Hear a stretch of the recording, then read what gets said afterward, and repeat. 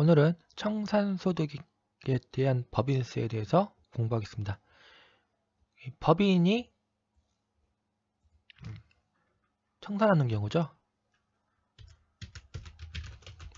법인이 청산. 그럼 이때는 해산 등기, 청산 종결 등기. 이렇게 등기를 두 번 하죠. 해산 등기 한 번 하고 청산 종결 등기 한 번 합니다. 이 해산 등기하고 청산인 선임에서 이제 청산 관련 업무를 하는 거죠. 그래가지고 모든 걸 다 마치면 청산 종결 등기 해가지고 법인은 소멸합니다. 그럼 이 법인이 청산할 때는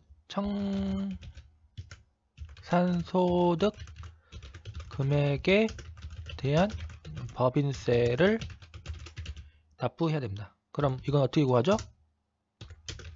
자녀재산가액이겠죠? 자녀재산가액 마이너스 자기 자본 총액, 이렇게 구한다는 겁니다. 그럼 자녀재산가액 어떻게 구하죠? 자녀재산가액은 자산 총액에서 부채 총액을 차감합니다. 이렇게 해서 자녀재산가액 구하고 거기서 자기자본 총액을 차감해서 여기서 플러스 넣으면 청산소득에 대한 법인세를 납부한다는 겁니다. 처음 법인 설립한다. 그러면 어떻게 돼요? 처음 법인 설립, 예를 들어서 토지만 있다고 할까요? 아니 건물만 있다고 할게요. 네, 건물 1000, 자본금 1000, 이런 상태였습니다. 근데 나중에 이 법인을 이제 해산시키고 보니까 건물 시가가 2000, 자본금 1000,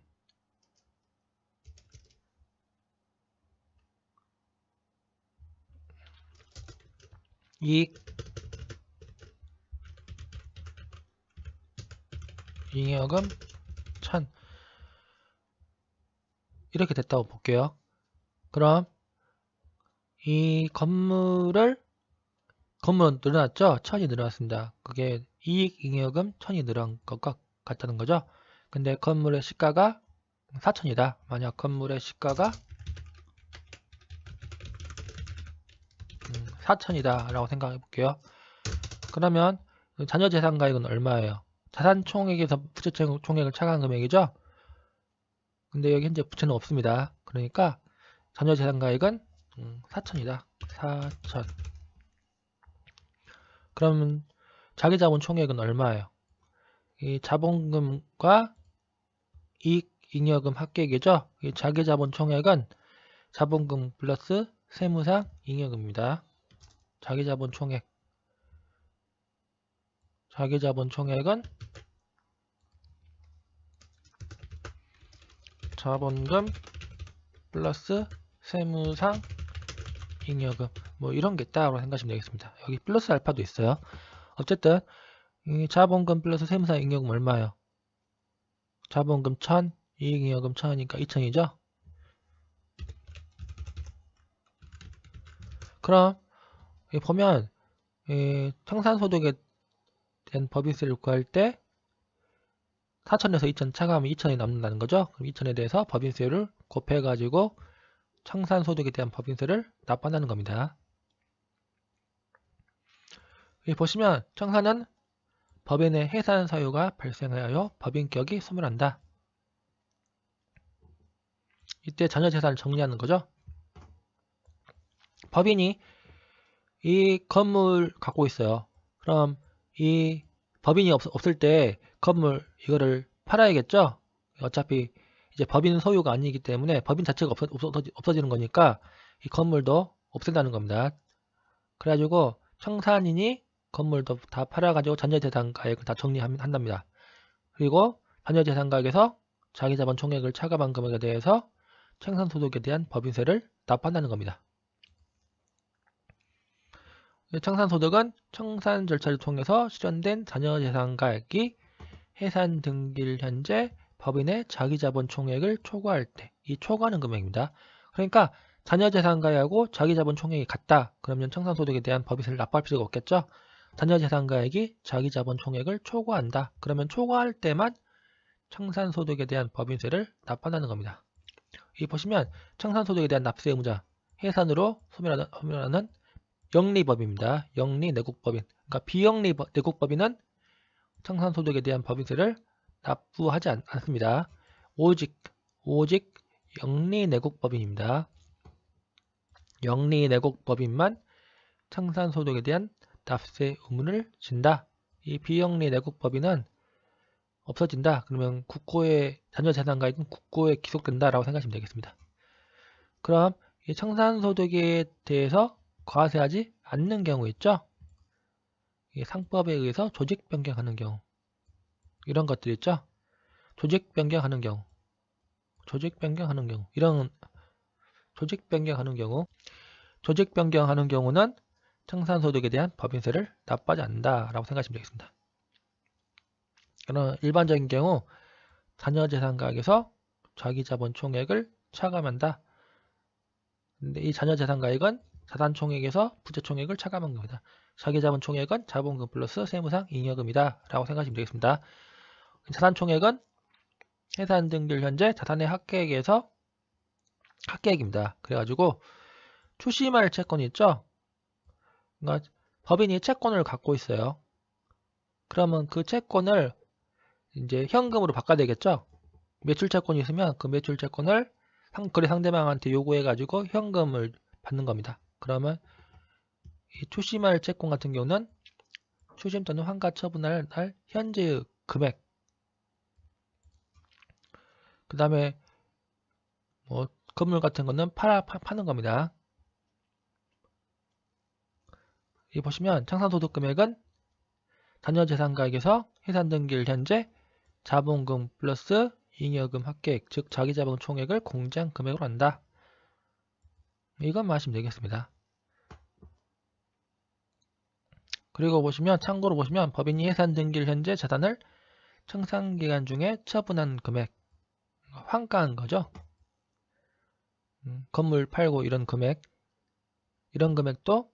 청산소득에 포함한다. 뭐 이런 거 있다라고 생각하시면 되겠습니다. 그리고 청산인 보수 있죠? 청산인 해산 등기하고 청산인 선임해서 그 청산 과정 거친다 했죠? 그때 이 청산인들 보수, 그 다음에 뭐 계약서 작성 비용, 공증 비용, 인지대, 소개비, 수수료 이런 것들은 청산소득 금액을 계산할 때 공제한다 라는 겁니다. 참고로 알아두세요. 그 다음에 자기주식 있죠?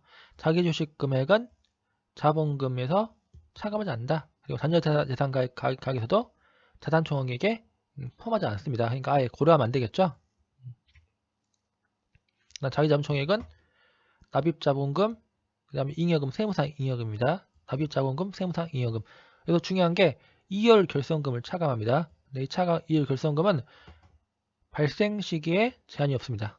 이월 결손금은 발생 연도에 제한이 없습니다. 그러니까 10년, 20년 전에 발생한 이월 결손금도 공제되지 않은 경우는 이 잉여금에서 차감합니다. 납입자본금에서 차감하는 게 아니라 여기 잉여금 있죠? 잉여금을 한도로 이월 결손금을 차감한다. 여기 보세요. 해산등기일 현재 이월 결손금은 발생 연도에 제한이 없다. 이월 결손금은 자기자본 총액과 상계한다.